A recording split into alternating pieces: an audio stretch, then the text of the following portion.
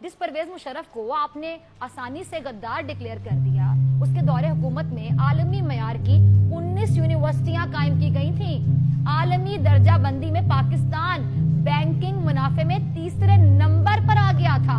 Information technology की अगर मैं बात करूं तो इंफॉर्मेशन टेक्नोलॉजी की सनत थी वो $2 बिलियन तक जा पहुंची थी, जिसमें $1 बिलियन की बरामदात भी शामिल थी।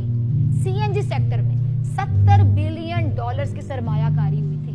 टेलीकम्युनिकेशन सेक्टर की बात करूं तो 10 बिलियन की सरमायाकारी से 1.3 मिलियन नौकरियों के मौके पैदा हुए। मुल्क में पहली बार सनती पार्क्स का कयाम अमल में लाया गया।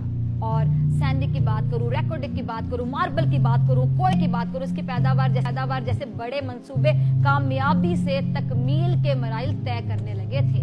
और आगे हम जरा थोड़ा चलें तो फॉरेन रिजर्व की बात करूं तो $700 मिलियन से बढ़कर $17 बिलियन तक पहुंच गए थे। कराची स्टॉक मार्केट 700 पॉइंट से बढ़कर 15,000 पॉइंट्स तक जा पहुंची थी। शरह ख्वानदगी की बात करूं तो 11% बेहतर हुई, गुर्बत 10% कम हुई। और अगर मैं मजीद आगे आपके साथ शेयर करना चाहूं कि 4 डैम्स भी मुल्क में बनाए उन्होंने, 7 मोटरवेज बनाई, गवादर जैसी जदीद बंदरगाह बनाई गई, महसूलात की वसूली में 100% तकरीबन $1 ट्रिलियन इजाफा देखने में आया। सनती शोबे की अगर बात करो, सनती शोबे में इजाफा हुआ। चीन और भारत के बाद पाकिस्तानी मईशत तेजी से बढ़ने वाली तीसरी मईशत बन गई। Institute of space and technology का क्याम अमल में लाया गया।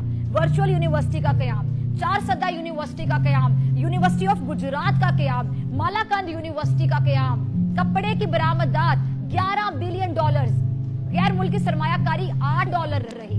ये कैसी गद्दारी की तारीफ बताई गई इस मुल्क में?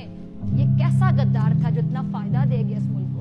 ये कैसी तारीफ बताई गई गद्दारी की जिस पर मुझ समेत यकीन जानिए हर आदमी हैरान है और परेशान है, पशेमान है। देखिए जरा। अदालती फैसले को मैं इस लिहाज से समझता हूँ कि बहुत जल्दी कर दी फैसला करने में। अदालत का फैसला अगर सही होता तो आज यहाँ पे प्रोटेस्ट भी नहीं होता और हम लोग प्रेस कॉन्फ्रेंस भी नहीं करते और ना उनके हक में बाहर निकलते। गद्दार वो था जो बेमोगेट स्कैंडल गद्दार वो है जो डॉन लीग का है, वो गद्दार हो सकता है। परवेज मुशर्रफ हरगिज गद्दार नहीं हो सकते। हमारी नजर में ये गलत फैसला है। हम अदालत को ये गलत नहीं कह रहे, लेकिन ऐसा नहीं करना चाहिए था इनको, क्योंकि हमारे लिए परवेज मुशर्रफ पाकिस्तान का भला चाहने वाले एक अच्छे इंसान है। एक बंदा जिसने मुल्क की खातिर 3 जंगें लड़ी हैं, वो बॉर्डर क्रॉस करके वो इंडिया जाके वो बंदा लड़ा है, वो बंदा जिसकी कुर्बानी बेहद ज्यादा कुर्बानियां हैं पाकिस्तान के लिए, मेरा नहीं ख्याल कि वो गद्दार हो सकता है। आसिफ अली जरदारी, नवाज शरीफ, क्या इन लोगों ने गद्दारी नहीं की? आज अदालत उनके लिए क्या मेयार इस्तेमाल कर रही है? कल फरियाल तारपुर को छोड़ दिया, इससे पहले जरदारी को छोड़ दिया, आगा सिराज दुरानी को छोड़ा। पाकिस्तान की आवाम फिर ये जानना चाहेगी क्या एक जनरल गद्दार हो सकता है? तो गद्दार है, उनको पकड़ते नहीं। नवाज शरीफ खुल्लम खुल्ला बोल रहा है कि मुंबई हमले पाकिस्तान से हुए, कोई इसको क्यों नहीं पकड़ रहा? उसको गद्दार क्यों नहीं बोल रहा? जो मुल्क के लिए जंगे लड़ रहा है, 40 साल उसने खिदमत करी, उसका भी कसूर यही है ना, मुहाजिर था वो।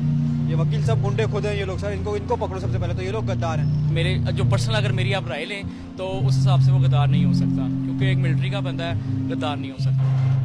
ये अवाम की राय है, ये मैं नहीं कह रही।